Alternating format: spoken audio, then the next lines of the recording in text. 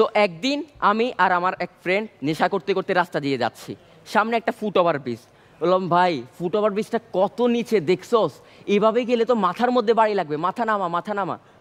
না রে ভাই আরও নামাতে হবে, এটা আরও নিচে, আরও নামা।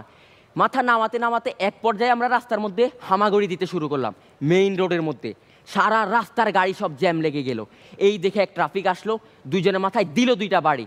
আমার বন্ধু বললো শালা এত নিচে নামলাম এরপরও মাথায় বাড়ি লাগলো।